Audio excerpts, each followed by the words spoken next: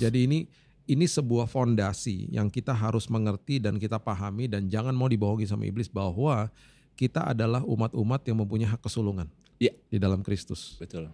Ketika kita sudah lahir baru di dalam Dia. Betul. Dan itu menjadi sebuah jaminan bahwa walaupun melewati masa sulit, kita dijaga, diproteksi sama Tuhan. Betul. Gitu ya Pandi ya? Betul. Wow. Jadi situasi apapun juga itu kita tidak akan mengalami kerugian besar. Justru kita mengalami promosi seperti yang dialami oleh Yusuf. Wow, justru mengalami promosi di saat sulit. Iya.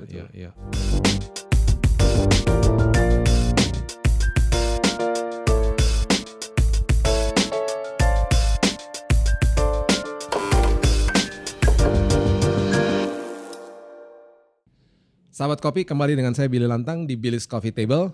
Hari ini saya kedatangan tamu istimewa dengan Bapak Pendeta Andi Pranoto dari GBI Mercy Mangga Besar, Jakarta. Betul Pak? Ya, Oke, apa kabar Pak? Wah, thank you for coming. Terima kasih. Kita sebelum ngobrol-ngobrol, kita nyeruput dulu kopi dari Papua nih, Papua Wamena. Ini dari Lembah Baliem. Rasanya katanya kebunga-bungaan, bukan bunga bang Pak. Rasanya rasa bunga dan aman buat lambung katanya gitu. Oh ya. Bagus dong. Ya makanya kita coba ya Pak ya. Oke. Saya sih nggak pernah ada masalah lambung jadi nggak tahu. Ya pasti aman sih ya buat lambung. Aman. Bagi yang masalah sama mah ini bagus banget. Kopi Papua Wamena. Oke. Pak Andi. Thank you udah datang ke sini dan hari ini kita mau bicara sesuatu yang meresahkan banyak orang.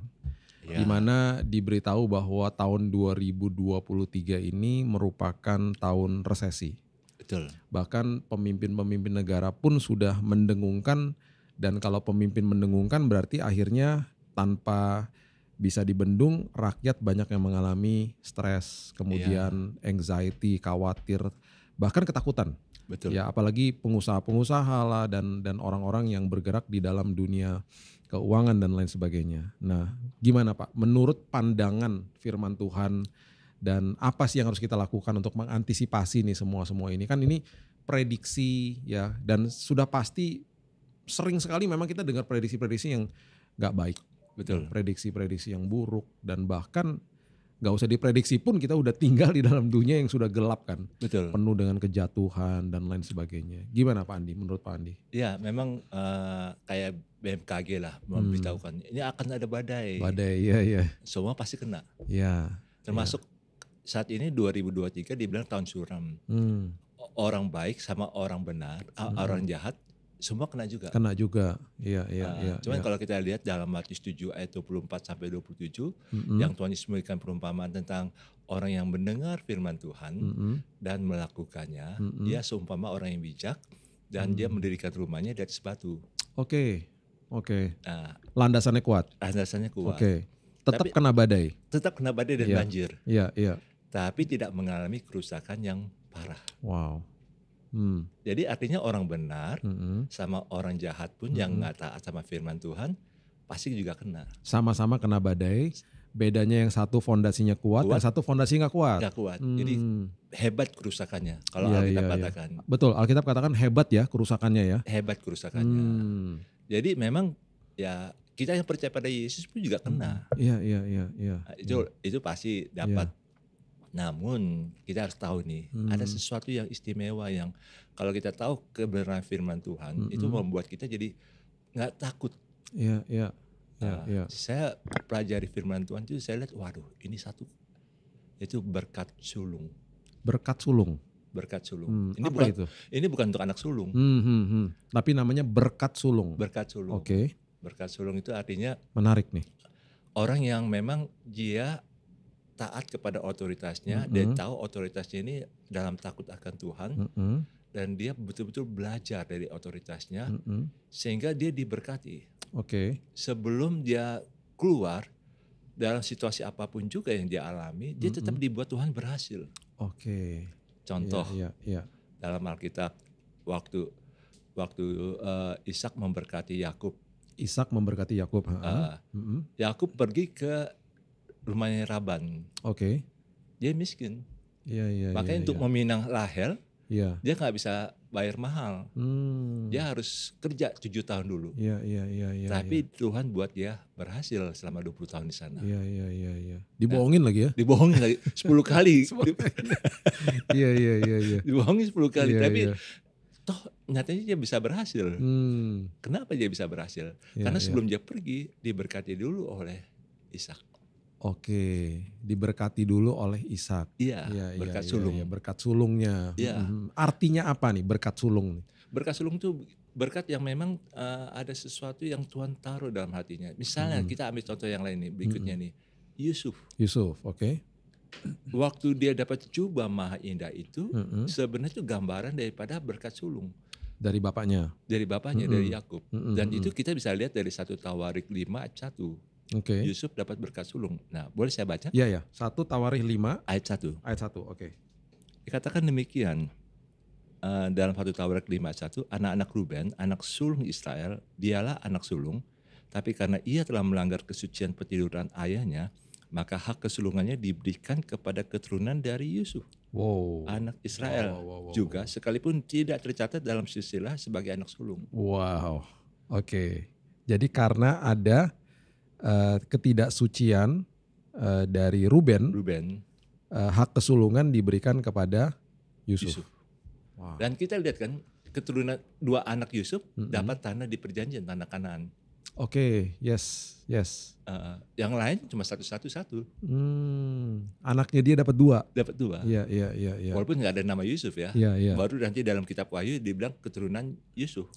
Iya. Tapi kan kalau di ini dua-duanya Manasye sama Efraim dapat. Iya, Manasye sama Efraim dapat jatah 2 di situ. Dapat jatah 2. Dan ini adalah akhirnya menjadi sebuah berkat turun temurun. Iya. Dan berkat sulung ini waktu Yusuf dapat. Kenapa Yusuf dapat? Karena waktu itu Yakub lagi dalam sangat sulit sekali. Setelah dia Simeon dan Lewi membunuh orang-orang Sikem, Yakub tuh marah. Kenapa kalian bunuh? Setelah itu mereka pergi ke Betel. Di Betel itu mereka pergi keluar dari Betel. Rahel, istri yang tercinta dari Yakub, meninggal. Saat berduka kayak gitu, Ruben berzina dengan Bilha, salah satu istri.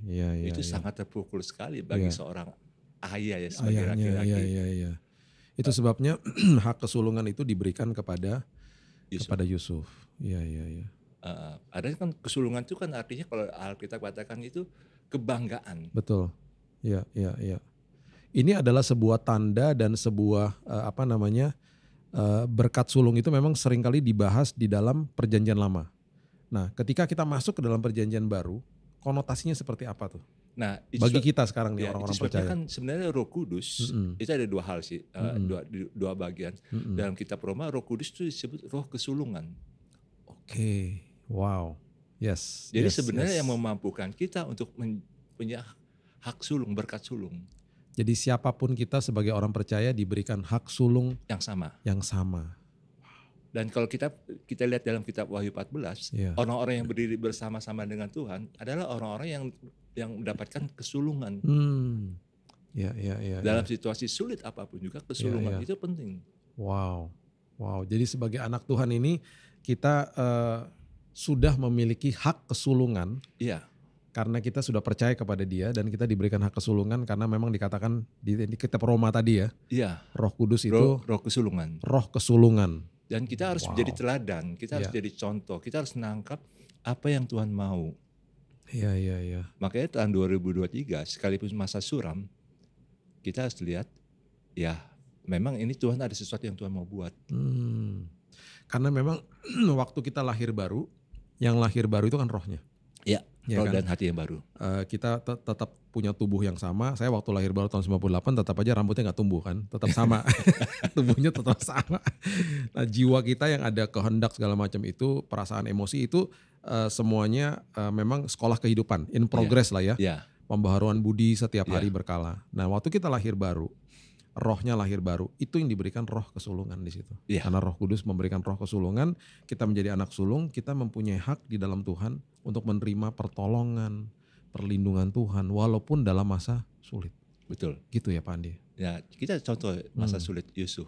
Setelah dia dijual sama Yusuf, saudara-saudaranya, dia langsung terpukul jauh ke bawah, jadi budak. Tapi Tuhan menyertai dia. Iya, karena sudah ada kesulungan itu ya, hak kesulungan di dalam hidupnya. Dan Tuhan membuat dia berhasil. Amazing. Dan dia bisa menjadi kesayangan Potifar. Yes. Iya. Waktu dalam penjara, dia menjadi kesayangan kepala penjara. Iya. Waktu di istana di hadapan Raja Firaun, dia menjadi kesayangan Firaun. Wow. Iya. Jadi hak kesulungan itu, berkat sulung itu membuat kita, sekalipun kita mengalami masa sulit, kita bisa rasakan Tuhan menyertai kita. Amin. Tuhan bisa membuat kita berhasil. Amin. Jadi kalau kita sudah mengerti kebenaran ini, berhadapan dengan sebuah tahun yang udah pastilah di dalam dunia ini kan selalu tidak ada kepastian. Betul. Tetapi kita menyembah Tuhan yang penuh kepastian di dalam Tuhan. Betul. Ya kan? Tuhan selalu memberikan kepada kita, bahkan ada 7.000 lebih nih janji firman Tuhan bagi orang-orang percaya. Nah, apa nih yang mau diberikan pesan kepada anak-anak Tuhan yang sudah pasti kita kalau hidup di dalam Tuhan, kita memiliki sebuah fondasi yang luar biasa, yaitu firman Tuhan. Betul. Dan seringkali kita dibohongi sama iblis bahwa kita lemah, kita bahkan hancur, bisa begini dan lain sebagainya. Ya. Apa nih Pak Andi kira-kira pesan buat semua teman-teman yang lagi nonton nih? Oke, saya kasih rumusan namanya APIK. APIK. A, adaptif, jadi beradaptasi. P, provokatif. Provokatif itu mengajak orang untuk ayo sama-sama, ya kayak Indonesia lah, jiwa gotong royong. Oke. Jadi sama-sama nih kita menghadapi situasi seperti ini. I, inovatif. K, kreatif. Oke. Jadi situasi, bisa diulang tadi, A-nya apa? A, adaptif. P, provokatif. I, inovatif. Kreatif. Oke. Jadi itu kita harus kembangkan itu. Kita harus beradaptasi dengan perubahan yang ada. Oke, adaptasi.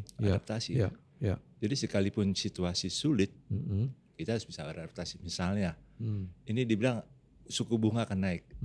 Ya jangan kita pinjam Jangan pinjaman terlalu besar misalnya. Ya, terlalu besar. Ya. Kalau memang ada utang, bayar dulu supaya nggak bunganya nggak tinggi. Ya, itu prioritas jadinya. Ya. Jadi kalau memang kita harus mencukupkan kebutuhan yang ada, ya sudah kita cukupkan diri kita gitu. Adaptif. Provokatif, ajak keluarga, ayo kita harus hemat nih.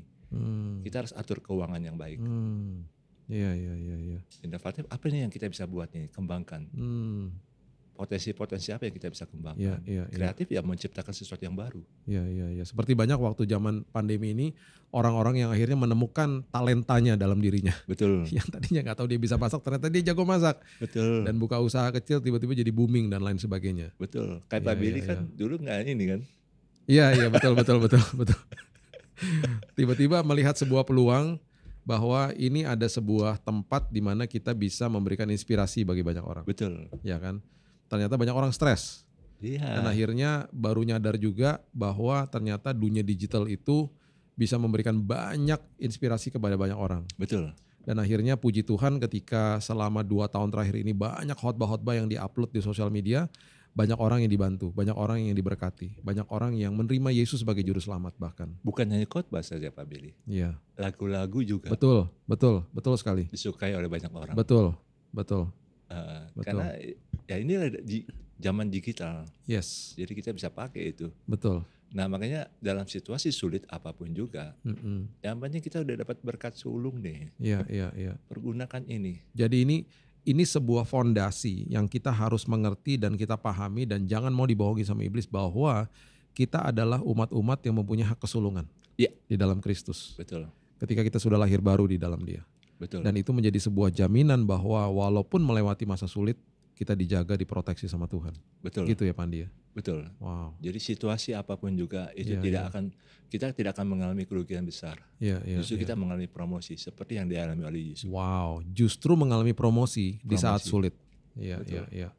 Siapa yang memikirkan dia bisa dipanggil sama Firaun? Iya. Narapidana. Betul.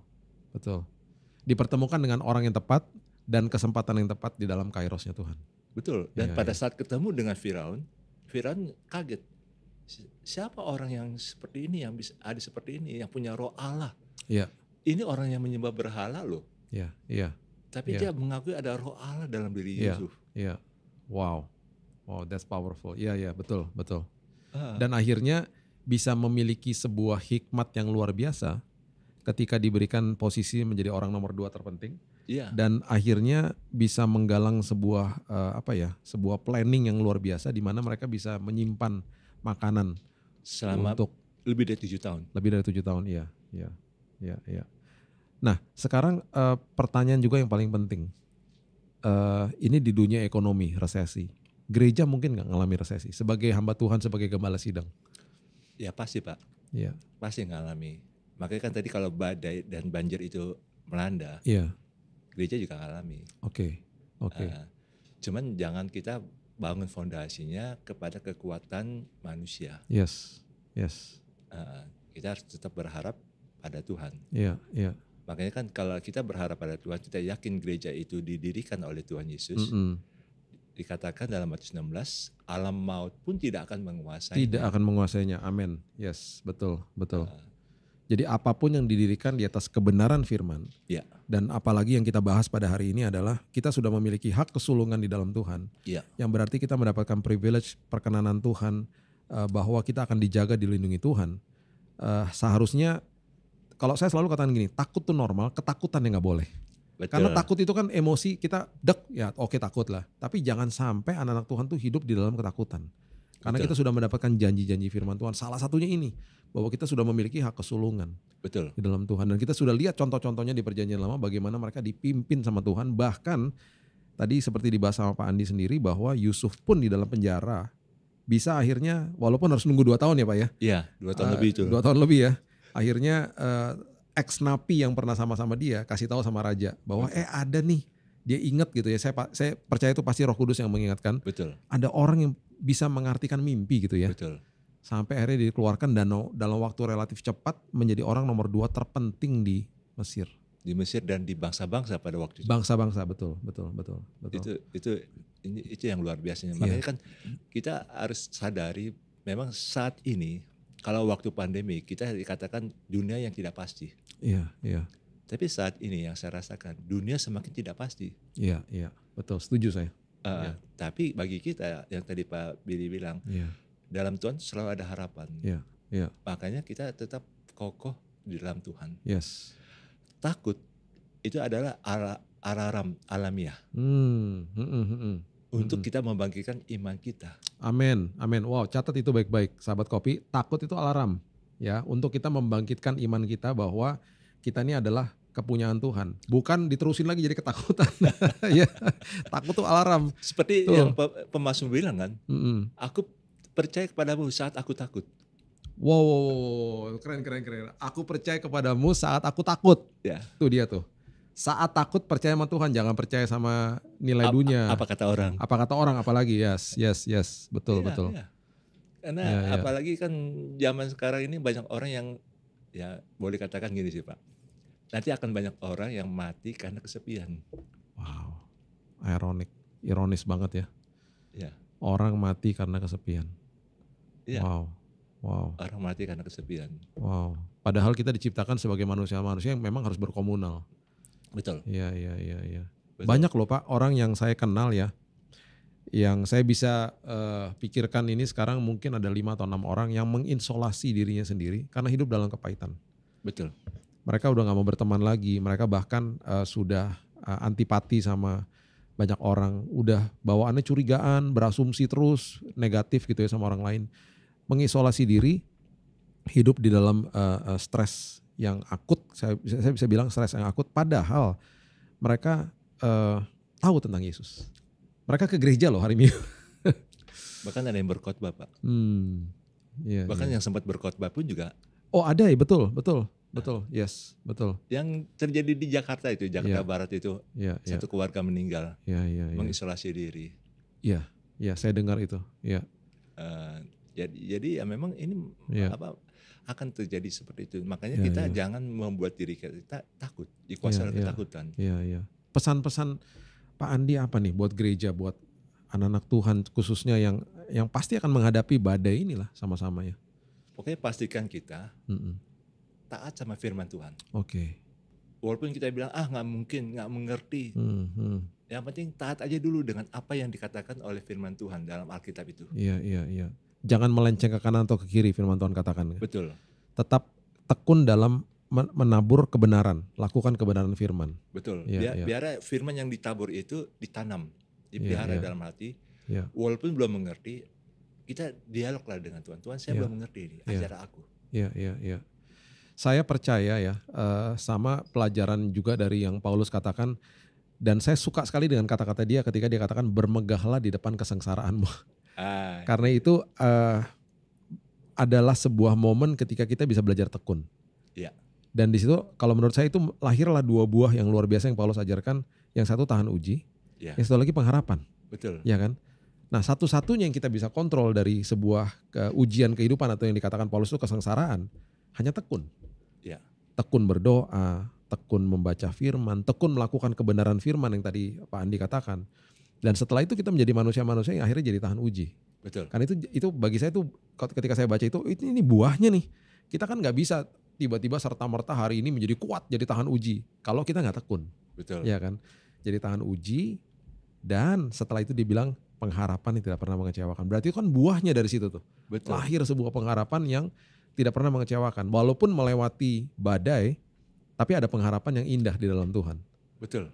Ya kan? Betul. Jadi kita waktu kita tahu bahwa kita diizinkan Tuhan harus menderita. Iya. Adaptasi aja. Adaptasi. Provokatif tadi adalah memberitahu kepada orang di sekeliling kita, saling menguatkan. Saling menguatkan. Kemudian inovasi dan kreatif.